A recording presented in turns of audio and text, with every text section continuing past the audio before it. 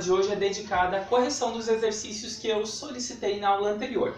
Antes disso, eu gostaria que você anotasse em seu caderno as informações referentes ao cabeçalho, colocando o nome da escola Terra Mater, a data da aula de hoje, quinta-feira, dia 25 de junho, o conteúdo que nós estamos estudando, período composto, e a habilidade que você está desenvolvendo, que é compreender a formação de período composto. Nas aulas anteriores, nós vimos que o período pode ser simples, quando contém apenas um verbo ou uma locução verbal, pode ser composto, quando tem dois ou mais verbos, e o período composto pode ser subordinado ou coordenado. Ele pode ser formado por subordinação ou por coordenação. Quando ele é formado por coordenação, eu tenho duas orações que estão no mesmo nível, ou seja, elas são orações independentes, uma não depende da outra, né, para completar o seu sentido. Já nas orações subordinadas, no período composto formado por subordinação, eu tenho uma oração que depende da outra para ter o seu sentido completo. Não são orações autônomas, uma depende da outra para expressar sentido, certo? Bom, vamos então fazer a correção dos exercícios que eu encaminhei na aula anterior, da parada obrigatória. Na página 80 há uma tirinha do Calvin, do Haroldo, e na página 81 estão as questões referentes a essa tirinha. Vamos primeiro então à leitura da tirinha. Leia a tirinha a seguir e responda as questões 8 a 12.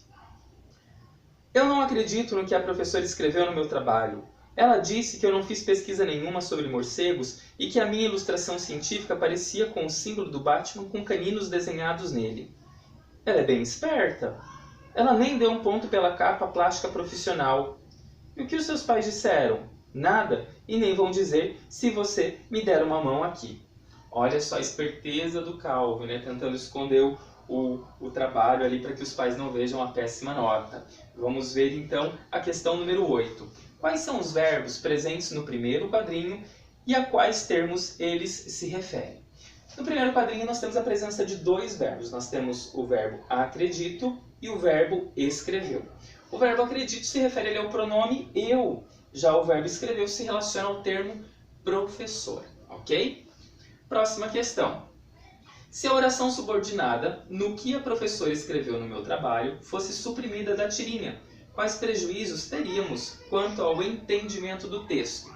Bom, se essa oração subordinada, né, no que a professora escreveu no meu trabalho, fosse eliminada, fosse suprimida da oração, não seria possível compreender duas informações presentes na tirinha. A primeira delas é quem fez a correção do trabalho de Calvin, no caso a professora, e de que forma ela fez essa correção, se foi verbal, se foi oralizada ou se foi escrita no trabalho do Calvin. Então nós percebemos ali que haveria então dúvida quanto à forma que essa observação foi feita. 10. Na fala de Haroldo, ela é bem esperta. Qual é a função da palavra em destaque? A palavra em destaque, ali na oração, é bem. Então, perceba que bem ocupa uma função de adjunto adverbial. Em relação a qual palavra? Ao adjetivo esperta. Bem, então, intensifica o adjetivo, ok? O adjetivo esperta traz uma intensidade do quão esperta é essa professora. Exercício número 11. Como visto na fala explicitada no exercício anterior, Haroldo afirma que a professora de Calvin é bem esperta. Reescreva a fala adicionando uma oração que forneça uma explicação para a esperteza da professora. Bom, então se você precisa adicionar uma oração, você precisa pensar em verbo, ok? E pensar também em uma conjunção que traga a ideia de explicação, de esclarecimento. Que conjunção nós poderíamos usar? Nós poderíamos usar o pois, o porquê, já que, uma vez que.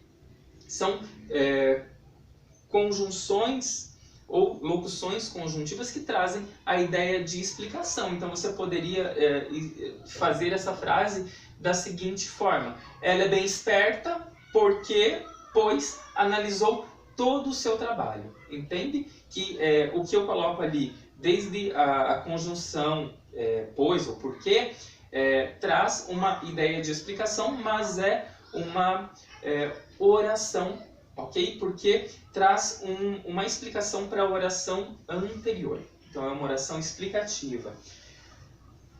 Na tirinha, Calvin utiliza dois adjuntos adnominais para valorizar parte do seu trabalho e questionar o merecimento de um ponto na sua nota final. Quais adjuntos adnominais são esses? E aqui eles se referem.